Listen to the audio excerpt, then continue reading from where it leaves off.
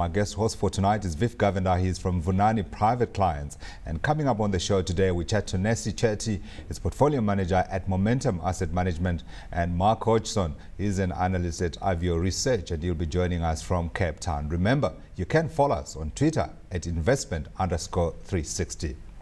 Now, the Momentum Property Fund investment team invests in stocks with a high yield income and good growth prospects in distributions in the longer term. The fund has roughly 75% of its exposure in large cap blue chip property counters and 15% exposure in new property listings. The fund was launched in 2004 and last month reached the billion rand assets under management mark. For more, Nesi Chetty, portfolio manager of the Momentum Property Fund, he joins us in studio. Nesi, thanks for your time. Let's begin perhaps with the definition of that investment philosophy that governs and underpins the investment that you make.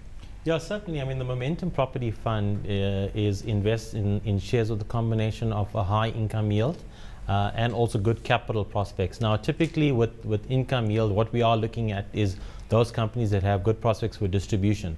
Now, all property companies within the sector, whether they are PLSs or PUTs, pay out more than 90 to 95% of their earnings out as a distribution.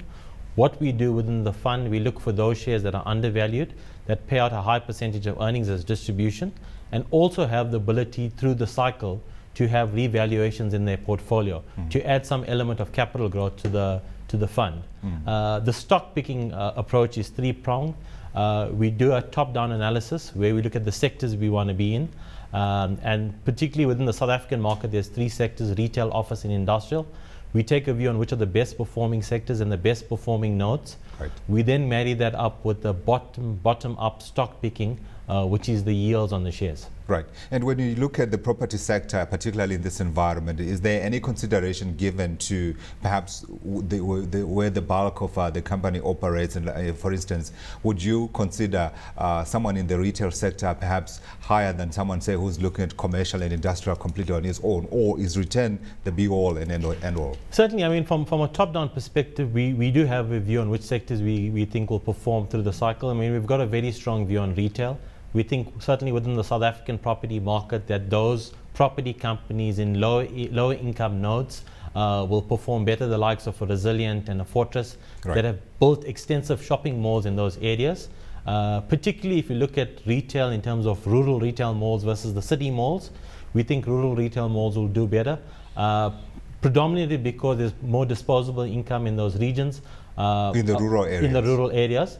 And that's a function of just social security grants increasing and also above inflation wage increases, which tends to mean there's more people shopping in those malls and trading densities are better for those centers.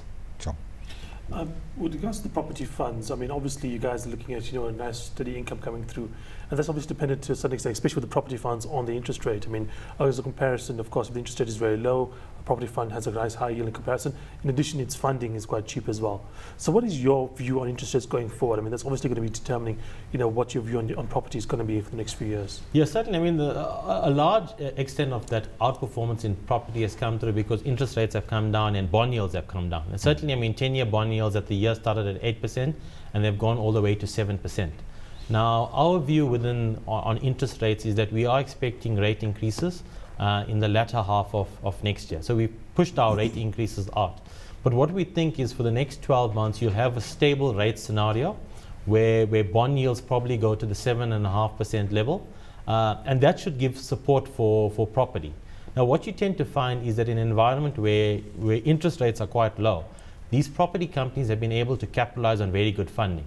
You see companies like Growthpoint, Redefine, and Resilient all coming to the commercial paper market and getting very attractive rates relative to JIBAR.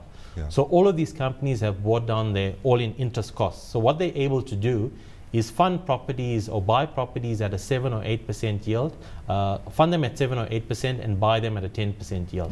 So that's where you're getting some value uplift from these companies. Yeah. Now you're saying you're seeing an interest rate increase in the latter half of next year, but you're not talking about the potential for another cut this year or into the first half of next year. Is that on the cards, do you think? Yeah, look, I mean, it's very difficult. I think, I mean, the prognosis is that inflation in South Africa is quite low.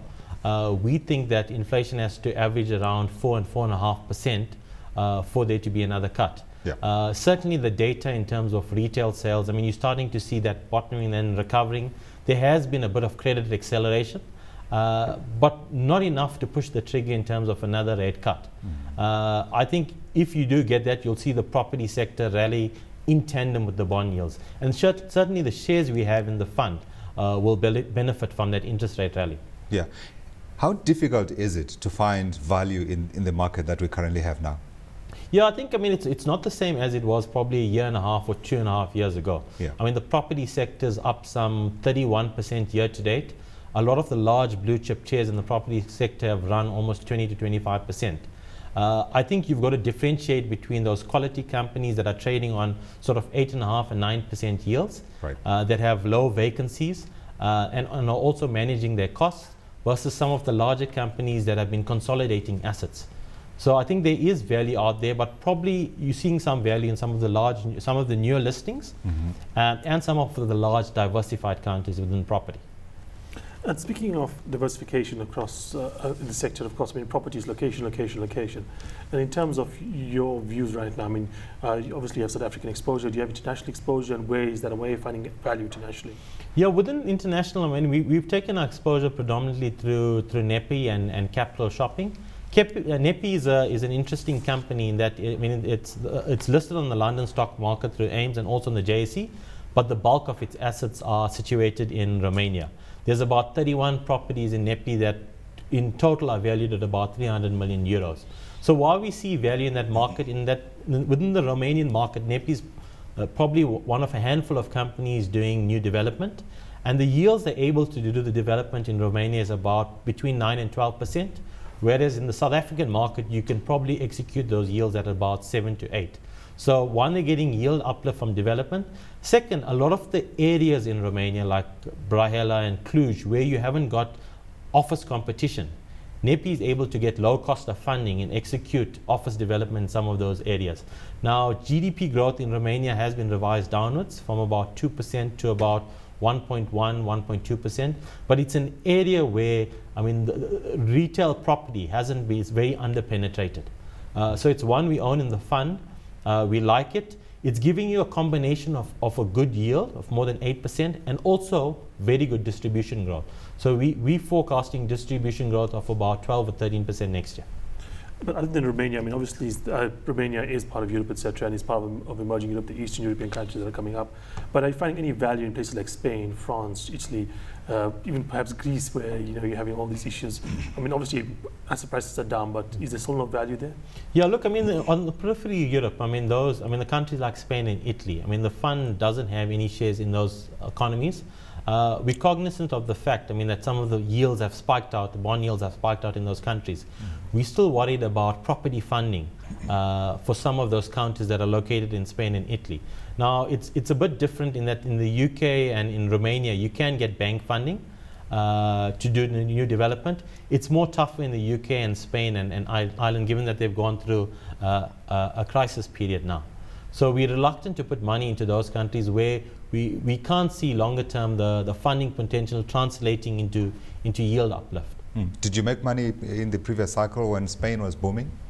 Yeah, look, I mean, I think it's a bit difficult because this fund's predominantly invested in SA property shares. Right. The other share in there where we've tried to capitalize on has been Capital Shopping.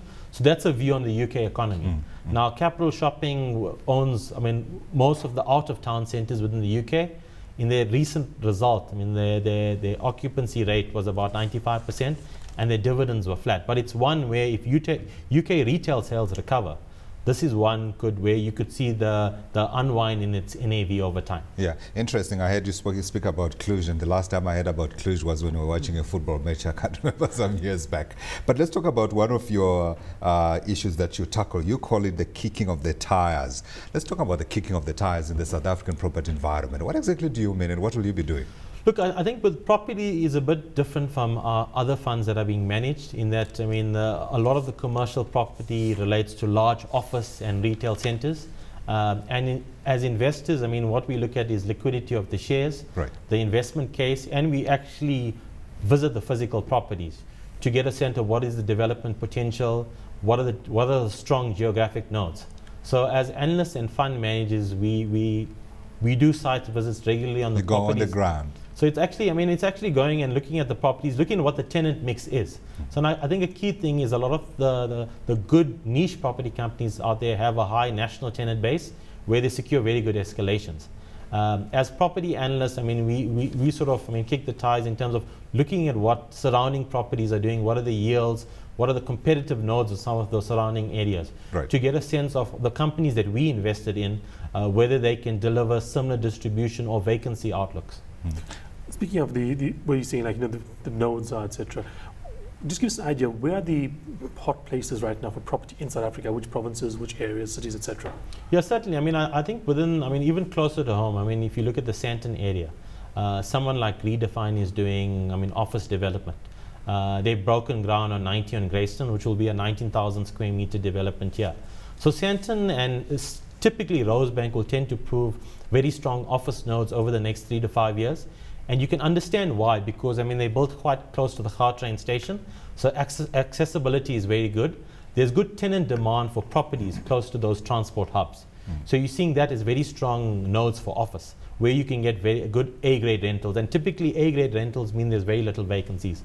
Within industrial, I'd probably say that the areas of Limbro and Longmeadow are areas where you're seeing strong demand.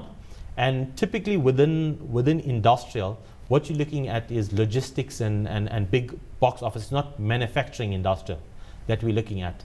And then at retail, I mean, the areas like Polokwane and Brits, where Resilient have built malls, like Mall of the North and Polokwane, those are areas where new retail development is doing well. I haven't heard you talk about Africa, and I haven't heard you talk about cash, not once. Yeah, I mean, Africa's an interesting one in that, I mean, the idea of a fund going into Africa and buying properties, I mean, that's been toyed with about for a while. The only company that has actually committed funds to Africa is Resilient. They have a 500 million joint venture with Standard Bank, one of the construction companies. But it's still very early days. I mean, the countries they're looking at are, I mean, Nigeria, Tanzania, Swaziland, Botswana. But you must remember, I mean, the expansion profile will be very conservative, and it will be on the back of their tenants demanding some of the space. So typically someone like a Resilient, where there's a request from ShopRite to build new shopping centers or new space in some of these countries, they would be the preferred choice for these players.